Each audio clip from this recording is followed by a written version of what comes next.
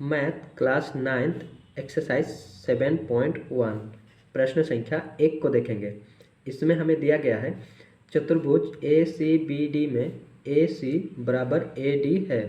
यहाँ पर हमें चित्र दिया गया है चतुर्भुज ए सी बी डी और ए सी बराबर ए सी बराबर ए डी है और ए बी कोण ए को समद्विभाजित करता है। ये जो भुजा है ए बी वो कोण ए को दो बराबर भागों में विभाजित कर रहा है। इसका मतलब ये है कि कोण x जितना होगा उतना ही कोण y भी होगा। ठीक है, देखिए आकृति 7.16 दर्शाइए कि त्रिभुज ए बी सी सर्वसम त्रिभुज ए बी डी है। हमें दर्शाना है त्रिभुज ए बी सी सर्वसम त्रिभुज ए बी डी है। तो पहले हम ये जान लेते हैं कि सर्वसम कब कब होता है। जब हमें दो त्रिभुज दिया जाता है और दोनों त्रिभुजों का तीनों भुजा बराबर होता है तब वो दोनों त्रिभुज एक दूसरे के सर्वसम हो जाता है। ठीक है, दूसरा, जब दो त्रिभुज दिया जाता है और दोनों त्रिभुजों का तीनों कोण बराबर होता है तब भी वे दोनों त्रिभुज सर्वसम हो जाता है। तीसरा रूल ये है कि जब दो त्रिभुज दिया जाता है और दोनों त्रिभुजों का कम से कम दो भुजा बराबर होना चाहिए और एक कोण, दो भुजा बराबर होना चाहिए और एक कोण, तब भी वो दोनों त्रिभुज एक दूसरे के सर्वसम हो जाएगा।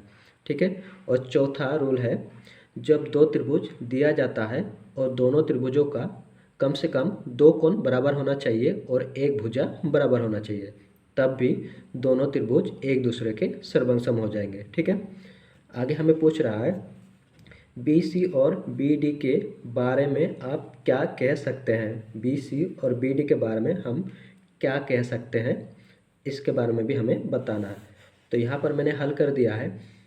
हल त्रिभुज ए बी सी, त्रिभुज ए बी सी ये वाला त्रिभुज और त्रिभुज ए बी डी में ए बी डी में दोनों में देखेंगे जो ए सी है वो ए डी के बराबर है। दिया गया है, हमें ऊपर में ही दिया गया है ए सी बराबर ए डी। ठीक है, और कोण x बराबर कोण y।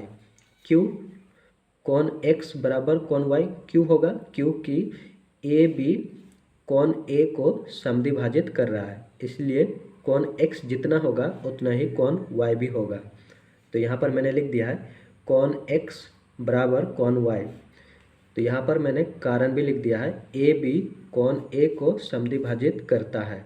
ठीक है, और ए बी बराबर ए बी, जो ए बी भुजा है ये वाला भुजा दोनों त्रिभुजों में क्या है, कॉमन है। इसमें भी ए बी है, इस त्रिभुज में भी ए बी भुजा है और इस त्रिभुज में भी ए बी भुजा है, इसलिए ये क्या हो जाएगा, उभयनिष्ठ हो जाएगा। ठीक है, उभयनिष्ठ भुजा हो जाएगा।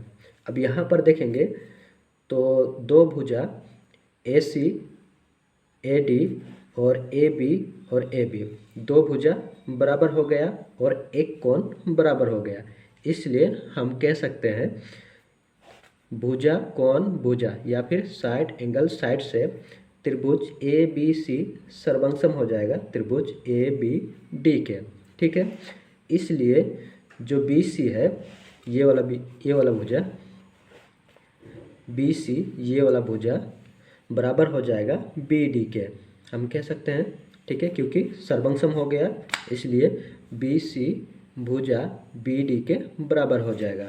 और यहाँ पर हम लिख देंगे सी पी सी टी, ये एक नियम है।